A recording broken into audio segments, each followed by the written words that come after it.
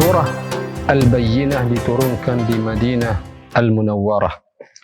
Surah ini seumpama sebab kepada surah Al-Qadri yang berada sebelumnya, di mana dalam surah Al-Qadri Allah Ta'ala menyatakan tentang penurunan Al-Quran. Inna anzalnahu fi laylatil qadr, sehinggalah akhir ayatnya salamun hiya hatta matla'il fajr.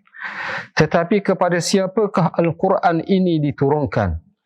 Al-Quran ini diturunkan ialah lam yakunil ladina kafaru min ahlil kitabi wal musyrikina munfakkina hatta ta'tiyahumul bayyinah.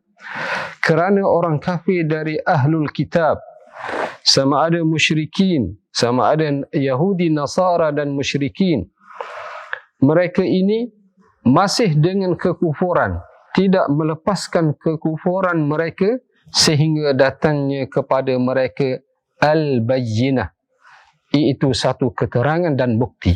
Apakah keterangan?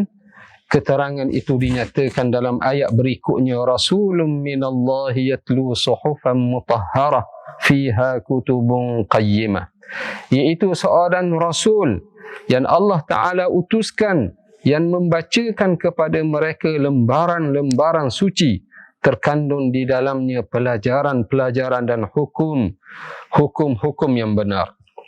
Kelebihan surah Al-Bayyinah ini, Imam Ahmad meriwayatkan satu hadis. Ketika diturunkan surah lam yakunil ladina kafaru min ahlil kitab sehingga akhirnya, Jibril alaihi salam berkata kepada Nabi sallallahu alaihi wasallam, "Ya Rasulullah, sesungguhnya Allah mengarahkan kamu membacakan surah ini kepada Ubay." Ubay di sini maksudnya Ubay bin Ka'ab radhiyallahu anhu.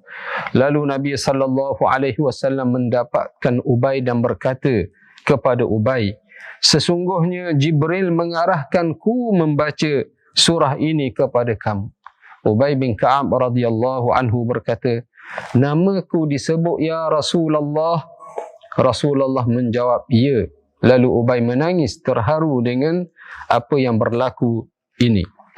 Kandungan suratul Al-Bayyinah ini berfokus kepada 3 perkara utama.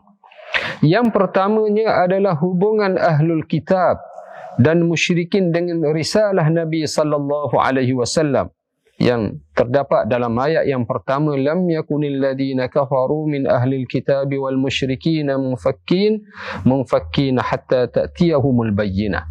Yang kedua, objektif matlamat agama dan iman yang utama ialah ikhlas kepada Allah Subhanahu wa taala.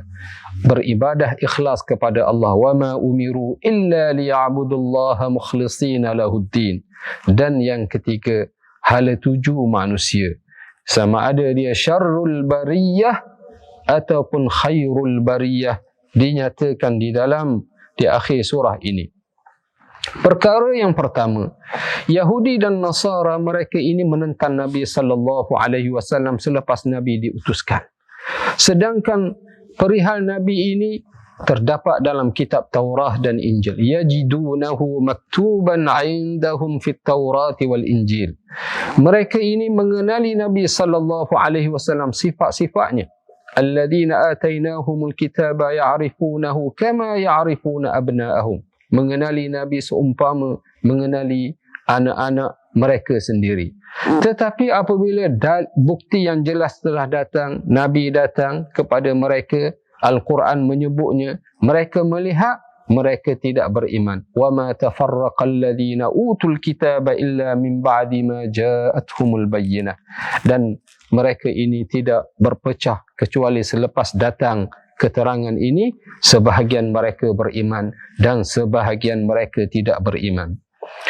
Objektif utama agama ini adalah untuk ikhlas kepada Allah Subhanahu wa taala. Wa ma umiru illa liya'budullaha mukhlishina lahuddin. Ikhlas dengan maksud tidak riak, tidak sum'ah, tidak dengan tujuan yang lain, tetapi lakukan ibadah hanya kepada Allah.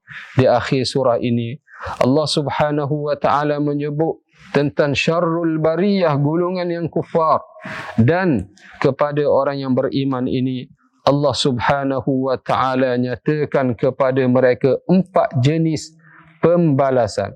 Disifat dengan khairul bariyah. Kemudian masuk ke dalam syurga jannatu adnin tajri min tahtihal anhar.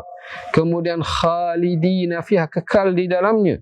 Dan kemudian mereka mendapat radhiyallahu anhum wa radu an. Semoga kita semua termasuk dalam golongan khairul bariyah.